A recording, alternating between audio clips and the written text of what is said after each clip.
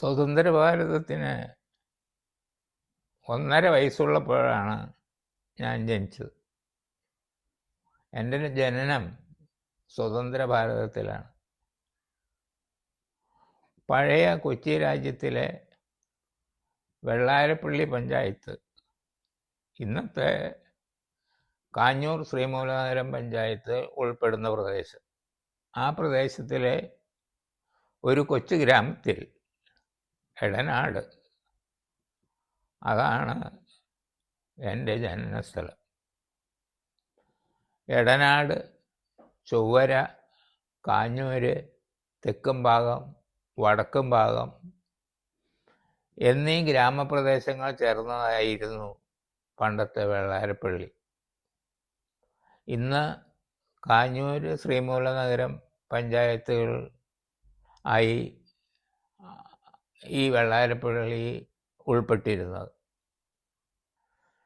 Saint Augustine's LP സ്കൂളിലാണ് ആദ്യ വിദ്യാഭ്യാസം.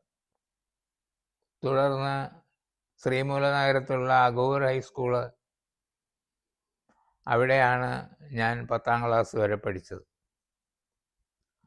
10ാം ക്ലാസ്സിന് ശേഷം ഞാൻ കാലടിയിൽ ഒരു ട്യൂട്ടോറിയൽ കോളേജിൽ ഹിന്ദി പഠിക്കാൻ പോയി. അവിടെ ഔസേപ്പ് സാറാണ് എന്നെ ഹിന്ദി പഠിപ്പിച്ചത്. അദ്ദേഹത്തിൻ്റെ ശിക്ഷണത്തിൽ ഞാൻ ഹിന്ദി ഭൂഷൺ പരീക്ഷ പാസ്സായി. തുടർന്ന് 1968 ഞാൻ ജൂനിയർ ഹിന്ദി അധ്യാപകനായി കാഞ്ഞൂർ സെൻറ്റ് സെബാസ്റ്റ്യൻസ് ഹൈസ്കൂളിൽ പ്രവേശിച്ചു. ബഹുമാനപ്പെട്ട ചെറിയാൻ പാറയ്ക്കൽ അച്ഛനായിരുന്നു അന്ന് മാനേജർ. അദ്ദേഹത്തെ സ്നേഹപൂർവ്വം സ്മരിക്കുകയാണ്. തുടർന്ന് വീടിൻ്റെ പ്രാരാബ്ധങ്ങളും വീട് നന്നാക്കണം എന്നുള്ള എൻ്റെ ആഗ്രഹവും തുടർന്നുള്ള പഠനത്തിന് എന്നെ സഹായിച്ചില്ല. മറ്റ് പല പ്രവൃത്തികളിലും, പ്രത്യേകിച്ച് സഹകരണ പ്രസ്ഥാനത്തിലും ആണ് ഞാൻ കൂടുതൽ സമയം ചെലവഴിച്ചത്. അതിനുവേണ്ടി പ്രയത്നിച്ചത് എൻ്റെ ഫലമായി ശ്രീമൂലനഗരത്ത് ക്ഷീരോത്പാദക സഹകരണ സംഘം സ്ഥാപിക്കുന്നതിനും അതിൻ്റെ ചീഫ് പ്രൊമോട്ടറായിരിക്കാനും ആദ്യ പ്രസിഡൻ്റായിരിക്കാനും എനിക്ക് കഴിഞ്ഞു. ഇന്ന് എറണാകുളം ജില്ലയിലെ പ്രമുഖമായ ഒരു ക്ഷീരോത്പാദന സംഘമാണ് അത്. തുടർന്ന് ശ്രീമൂലനഗരം സഹകരണ ബാങ്കിൻ്റെ പ്രസിഡൻ്റായി ഏതാണ്ട് 9 വർഷക്കാലം പ്രവർത്തിച്ചു. തുടർന്ന് ആലുവ താലൂക്കിൻ്റെ സഹകരണ സംഘം സർക്കിൾ യൂണിയൻ്റെ മെമ്പറായി എന്നെ തിരഞ്ഞെടുക്കുകയും എൻ്റെ കാലത്താണ് ആലുവ മിനി സ്റ്റേഷൻ്റെ മുമ്പിലുള്ള അസിസ്റ്റൻ്റ് രജിസ്ട്രാർ ഓഫീസ് സ്ഥലവും കെട്ടിടവും വാങ്ങിയത്. അങ്ങനെ സഹകരണ രംഗത്ത് കൂടുതൽ പ്രവർത്തിക്കാൻ എനിക്ക് കഴിഞ്ഞു. ചൊവ്വരയിൽ തൃപ്പൂണിത്തറ രാജാക്കന്മാരുടെ സുഖവാസ കേന്ദ്രമായ ഒരു കെട്ടിടത്തിൽ ചൊവ്വര സഹകരണ ആശുപത്രി ആരംഭിച്ചു. സഹകരണ രംഗത്ത് വലിയ ഉദ്യമമായിരുന്നു അത്. ആ കെട്ടിടം വാടകയ്ക്കെടുത്താണ് തുടങ്ങിയത്. തുടർന്ന് TK രാമകൃഷ്ണൻ അവറുകൾ സഹകരണ വകുപ്പ് മന്ത്രിയായിരുന്നപ്പോൾ ആ സംഘം പിരിച്ചുവിടുകയും കെട്ടിടം രാജ കൊട്ടാരത്തെ ഏൽപ്പിക്കുകയും ചെയ്തു. തുടർന്ന് പഠിക്കണമെന്ന ആഗ്രഹം എനിക്ക് ധാരാളമായിട്ടുണ്ടായിരുന്നു. എൻ്റെ മക്കൾ പ്രീ ഡിഗ്രിക്ക് പഠിക്കുന്ന കാലത്താണ് ഞാനും പ്രീ ഡിഗ്രിക്ക് പഠിച്ചത്. തുടർന്ന് ഹിസ്റ്ററിയിൽ ഡിഗ്രി എടുക്കുകയും അതിനെ തുടർന്ന് ആലപ്പുഴ ആര്യനാട് സ്കൂളിനോട് ചേർന്ന് നടത്തുന്ന B.Ed സെൻറ്ററിൽ ചേരുകയും അവിടെ നിന്ന് B.Ed പാസ്സാകുകയും ചെയ്തു. തുടർന്ന് കേരള യൂണിവേഴ്സിറ്റിയിൽ നിന്ന് MA ഹിന്ദി പാസ്സാകുകയും നല്ല നിലയിൽ പാസ്സാകുകയും ചെയ്തു. അതിനെ തുടർന്നാണ് ഞാൻ വീണ്ടും എലിമെൻ്ററി സ്കൂൾ ചൈൽഡ്സിൻ്റെ കൗൺസിലിംഗ് ഇന്ദിരാഗാന്ധി യൂണിവേഴ്സിറ്റി നടത്തുന്ന ഒരു പരീക്ഷ പാസ്സായി.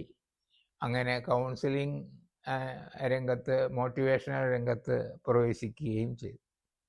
ഈ സാഹചര്യത്തിൽ ആണ് എൻ്റെ വിദ്യാഭ്യാസം മുന്നോട്ട് പോയതും.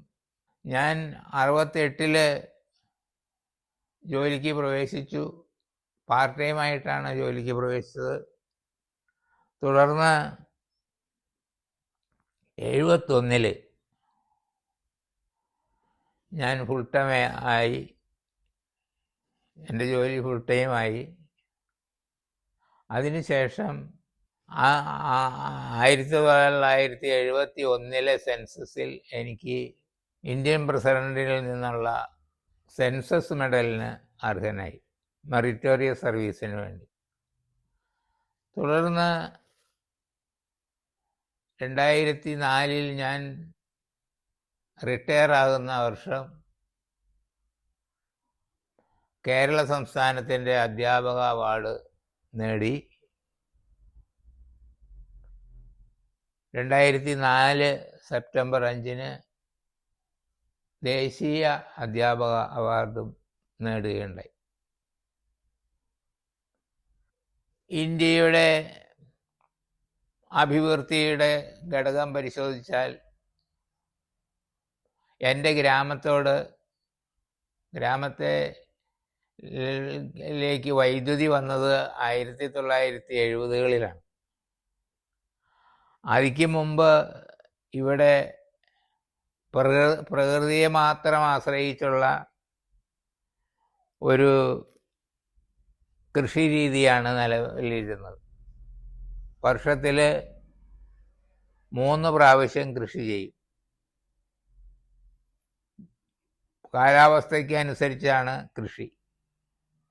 വിരിപ്പ് ഏതാണ്ട് ഓഗസ്റ്റ് സെപ്റ്റംബറിൽ കൊയ്തെടുക്കുന്ന വിരിപ്പ് കൃഷി, ഡിസംബർ ജാനുവരിയിൽ കൊയ്തെടുക്കുന്ന മുണ്ടകം കൃഷി, ഒക്ടോബറിൽ കൊയ്തെടുക്കുന്ന പുഞ്ചകൃഷി. ഇങ്ങനെ 3 കൃഷികളാണ് നെൽകൃഷി ഉണ്ടായിരുന്നത്. അതിനുശേഷം പാടത്ത് തന്നെ എള്ള്, മുതിര, ചാമ മുതലായ കൃഷികളും നടത്തിയിരുന്നു. അക്കാലത്ത് വെള്ളം കിട്ടാൻ പ്രയാസമായിരുന്നു. ജലസേചനം മാനുഷിക പ്രയത്നമായിരുന്നു.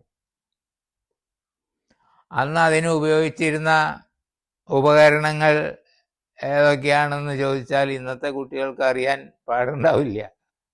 കാരണം അന്ന് കലപ്പ, കരി എന്ന് പറയും, ഉഴുന്ന കലപ്പ, നൊകം, ഇത് 2 കാളുകൾ, അവയെ കെട്ടിയാണ് ഉഴുതിരുന്നത്.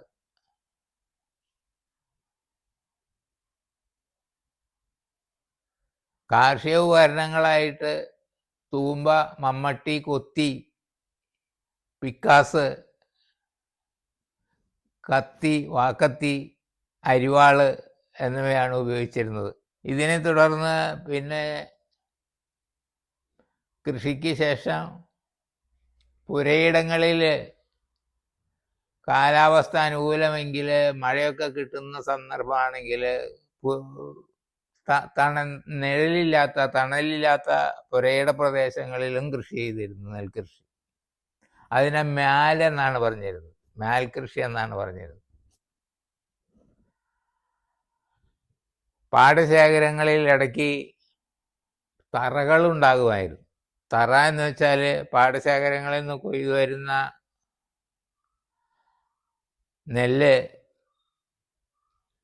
ചുരുട്ടുകൾ അടക്കി വെച്ച് അവിടെ മെതിച്ച് ഉണക്കാനുള്ള തറകളായിരുന്നു ആദ്യം ഉണ്ടായിരുന്നത്. ഈ തറകളിൽ 2-3 കുടികൾ, വീടുകളുണ്ടായിരുന്നു. ഇതൊക്കെ സൂക്ഷിക്കാനായിട്ട്, നോക്കാനായിട്ടുള്ള ആളുകൾ. അങ്ങനെ നമ്മുടെ സംസ്കാരത്തിൽ ഗ്രാമപ്രദേശങ്ങളിൽ തറകൾ രൂപം കൊണ്ടു. അങ്ങനെ രൂപം കൊണ്ടതാണ് ആ തറകളിൽ തൊഴിൽ വൈദഗ്ധ്യമുള്ള ആളുകളും താമസിച്ചിരുന്നു. വടക്കേ തറ, തെക്കേ തറ, കിഴക്കൻ തറ, ആശാരിത്തറ, കൊല്ലത്തറ മുതലായ തറകൾ അങ്ങനെയാണ് രൂപം കൊണ്ടത്. എടാടിനെ കുറിച്ച് പറയുകയാണെങ്കിൽ കപ്പട്ടിത്തറ അതൊരു തറയായിരുന്നു. ഇവിടെ വീടുകളും ഉണ്ടായിരുന്നു. അക്കാലത്ത് നമ്മൾ നെൽകൃഷി ചെയ്യുന്ന വിത്തിനങ്ങൾ പരിശോധിച്ചാൽ അതിൻ്റെ ചിലതിൻ്റെ പേരുകൾ ഞാൻ പറയാം. നുവ്വ, ചെമ്പാവ്, അതിയൻ, പട്ടാമ്പി, ആര്യൻ, തെക്കഞ്ഞാല് മുതലായ വിത്തുകൾ പഴയ വിത്തിനങ്ങളാണ്. കാർഷിക വിപ്ലവം വന്നതോടുകൂടി കാർഷിക രംഗത്ത് നമ്മൾ പുതിയ വിത്തിനങ്ങൾ പരീക്ഷിച്ചു. അതിൻ്റെ ഫലമായി ഉൽപാദനം വളരെ കൂടി.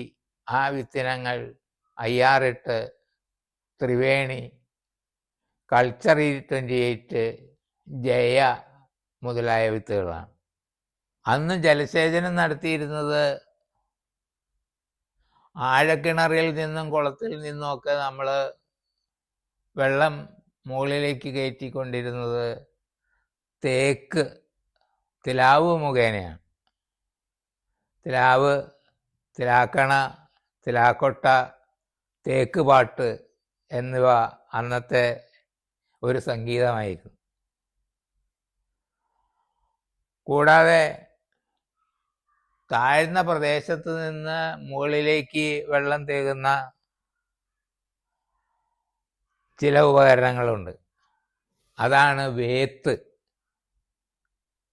താഴത്തെ കണ്ടത്തിൽ നിന്ന് മുകളിലെ കണ്ടത്തിലേക്ക് വേത്ത് തേവി കൊടുക്കും. ഒരാൾ മതി അതിന്.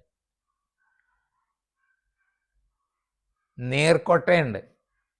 അത് 2 ആൾ വേണം. കയറുമ്പ കൊട്ട കെട്ടി താഴത്തെ നിലത്തുനിന്ന് മുകളിലേക്ക് തേകുന്ന നീർക്കൊട്ട.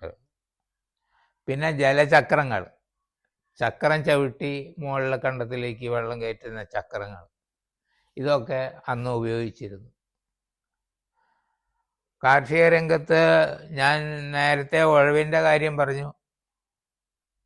അത് നിലം നിരപ്പാക്കാൻ ഉപയോഗിച്ചിരുന്ന ഉപകരണങ്ങളെ ചെരുപ്പ്, ഞൗരി എന്നൊക്കെ അറിയപ്പെടും. ഞാനിവിടെ നിന്ന് ഡൽഹിയിലേക്ക് 2004 സെപ്റ്റംബർ 3 തീയതി ഭാര്യാസമേതനായി പോവുകയാണ്. അവിടെ ഹോട്ടൽ ജനപതിലാണ് എനിക്ക് താമസ സൗകര്യം കേന്ദ്ര ഗവൺമെൻറ് ഒരുക്കിയിരുന്നത്. അവിടെ നിന്ന് ആദ്യത്തെ ദിവസം തന്നെ എന്നെ ഒറ്റയ്ക്ക് ജനപദയിൽ താമസിപ്പിച്ചു. പ്രസിഡന്റിനെ കാണാൻ പോകുന്നത് കൊണ്ട് കൂടെ ഭാര്യയെ താമസിപ്പിക്കാൻ പോലും അവർ സമ്മതിച്ചില്ല. ഭാര്യ അന്ന് കേരള ഹൗസിലാണ് താമസിച്ചിരുന്നത്. സെപ്റ്റംബർ 5 തീയതി വിജ്ഞാൻ ഭവനിൽ വെച്ചാണ് ചടങ്ങ് നടന്നത്. അവിടെ വെച്ച് എനിക്ക് മെഡലും സർട്ടിഫിക്കറ്റും ക്യാഷ് അവാർഡും ഡോക്ടർ APJ അബ്ദുൽ കലാമിൽ നിന്ന് സ്വീകരിച്ചപ്പോൾ ഈശ്വരൻ എനിക്ക് നൽകിയ ആ മഹത്തായ അവസരത്തെ ഞാൻ മനസ്സുകൊണ്ട് നമിച്ചു. തുടർന്ന് പ്രധാനമന്ത്രി മൻമോഹൻ സിംഗിൻ്റെ വസതിയിൽ പോവുകയും അവിടെ വെച്ച് ഒരു കാപ്പി സൽക്കാരം തരികയും ചെയ്തു. കൂടാതെ അന്ന് വിദ്യാഭ്യാസ മന്ത്രിയായിരുന്ന അർജുൻ സിംഗിൻ്റെ നേതൃത്വത്തിൽ ഉച്ചയ്ക്ക് ലഞ്ച് ഉണ്ടായിരുന്നു. ഡിന്നറല്ല, ലഞ്ച്. വൈകിട്ട് രാജ്ഭവനിൽ അബ്ദുൽ കലാമിൻ്റെ കൂടെ ചായ സൽക്കാരം ഉണ്ടായിരുന്നു. അന്ന് വൈകിട്ടാണ് ഡൽഹി കാണാനായിട്ട് ഞങ്ങളെ കൊണ്ടുപോയത്. അപ്പോഴാണ് ഭാര്യയും മകനും എൻ്റെ കൂടെ വന്നത്.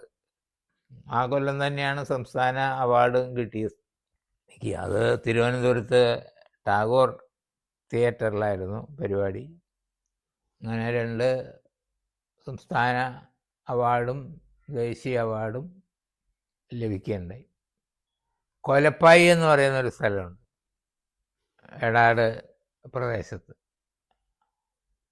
ഇത് പണ്ട് യാഥാർത്ഥ്യമാണോ എന്ന് എനിക്കറിയില്ല, കേട്ടുകേൾവിയുടെ അടിസ്ഥാനത്തിൽ പറഞ്ഞാൽ ഈ കൊലപ്പായിക്ക് നേരെ എതിർവശം ഒരു പാടത്തിന് കരോട്ട് എന്ന് പറയുന്ന ഒരു കുടുംബമുണ്ട്. അവരായിരുന്നു അന്നത്തെ നാടുവാഴികളെന്ന് പറയപ്പെടും. കുറ്റവാളികളെ വധിക്കാൻ മാത്രം നിയമസാധുതയുള്ള ഒരു വീട്ടുകാരായിരുന്നു. കുറ്റം കണ്ട ആളുകളെ ശിക്ഷിക്കാനും വധിക്കാനും ഒക്കെ അവർക്ക് അധികാരമുണ്ടായിരുന്നു. അവരുടെ തൂക്കുമരം ഇട്ടിരിക്കുന്ന സ്ഥലമായിരുന്നു കൊലപ്പായി എന്ന് പറയപ്പെടുന്നുണ്ട്. എൻ്റെ ബാല്യകാലത്ത് ആ റോട്ടിലൂടെ നടക്കാൻ പോലും ഞങ്ങൾ പേടിച്ചിരുന്നു. കാരണം അത് കൊലപ്പായിക്കൂടെ നടക്കുന്നത് ഒരു വിഷമം പിടിപ്പിച്ച കാര്യമായിരുന്നു. കാർഷിക അഭിവൃദ്ധിക്ക് കാരണമായി ഭവിച്ചത് കാഞ്ഞൂർ എടനാട് ലിഫ്റ്റ് ഇറിഗേഷൻ പദ്ധതി വന്നതോടുകൂടിയാണ്.